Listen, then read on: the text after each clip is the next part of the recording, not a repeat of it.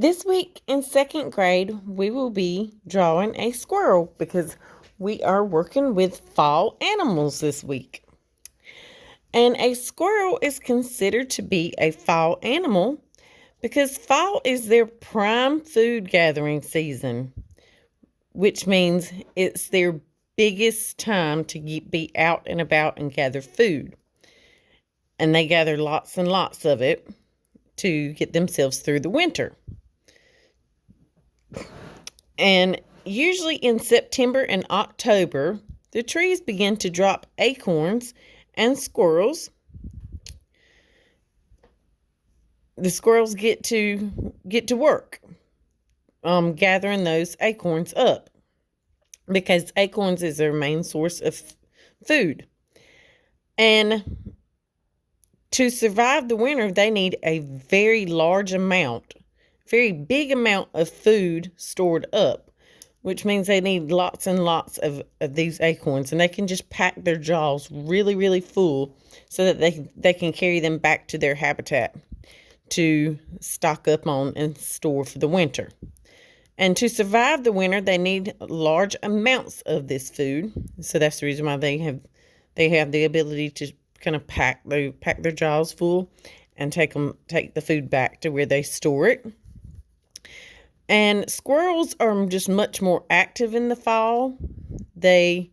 You'll see them more often out pretty much everywhere where there's trees with acorns or nuts or things that they eat.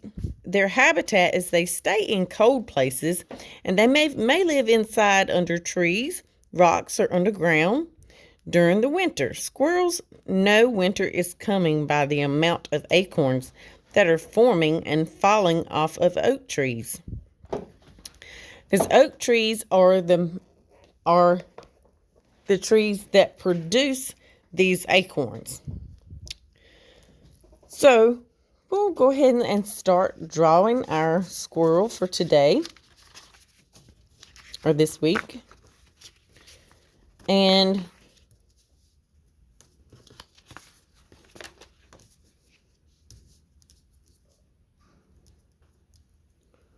we're going to start with our squirrel's head. And you need to start with a pencil because you're gonna draw a circle for his head. And I'm going to go ahead and put those breaks in there. Stop it to where I can draw. As you can see, I went through with the pencil, went all the way around. So I can add his ears. And you're just going to put 2 ovals. One towards the front. One towards the back of his head. 2 ovals in there for his ears. And next, you're going to draw a circle for his eye.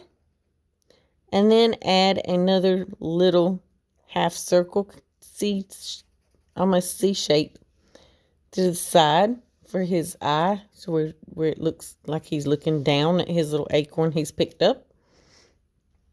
Then you're going to draw a circle for his nose.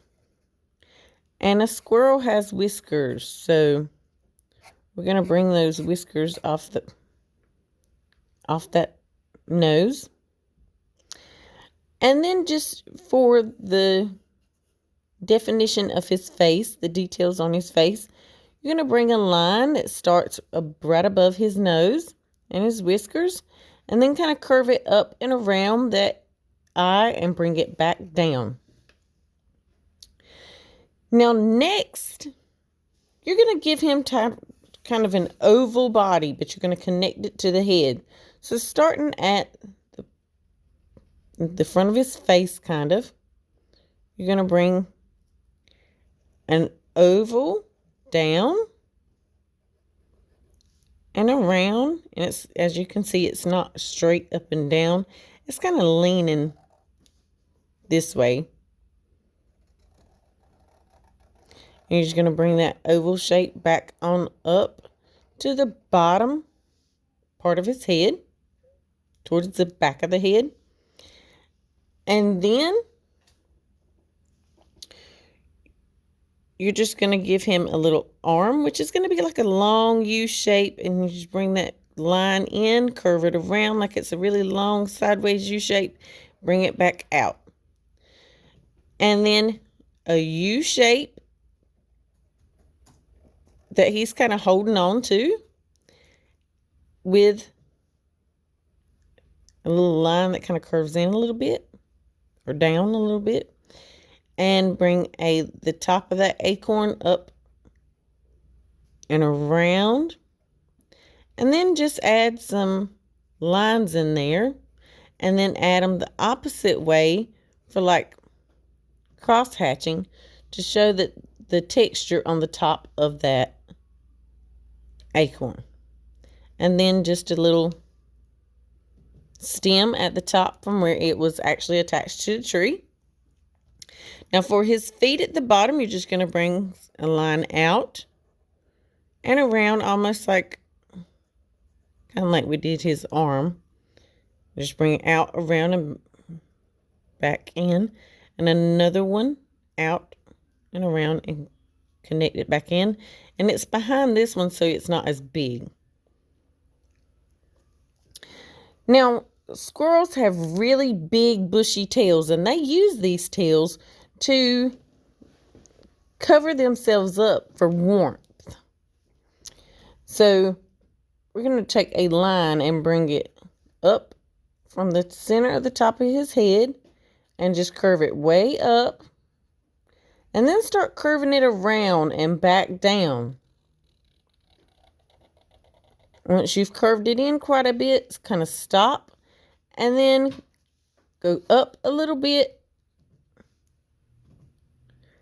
and bring a line down, connect to make sure that it connects to this line.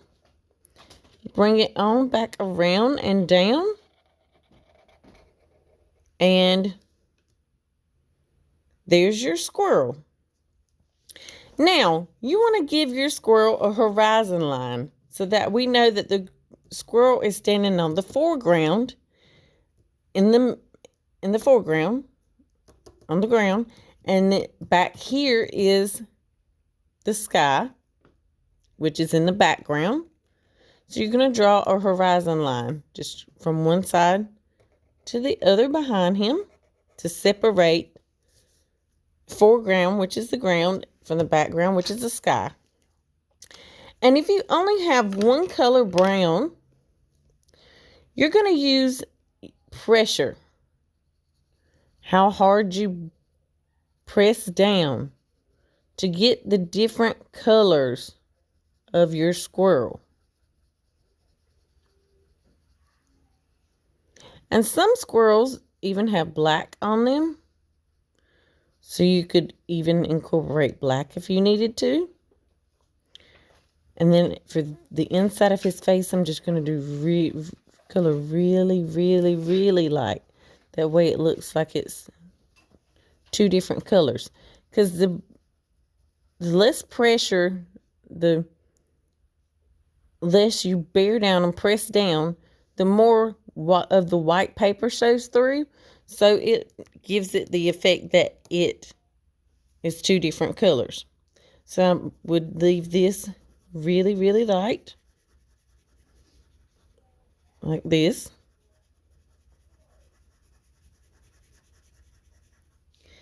And then I could give this more pressure to make it a darker color. And then light again. And then the top of my acorn could be really dark. And then say I want my tail to be darker than the rest, so I'd press really hard when coloring that in,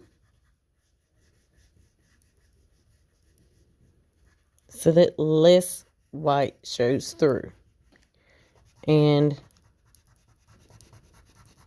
that gives us the effect that there's 3 different colors of brown on that paper. And then you'll just continue to finish coloring it like this one. With the 3 different colors brown. And like I said, you can even use black, incorporate black into your squirrel, because squirrels do tend to have Some of them do tend to have black fur on them. And with your background, you can get more creative and add some more stuff that isn't entirely up to you. And depending on the size of your paper, if you can fit some more stuff, maybe some more acorns on the ground, or just however however creative you want to be. And just finish coloring that and then submit it. And that is your fall animal for this week.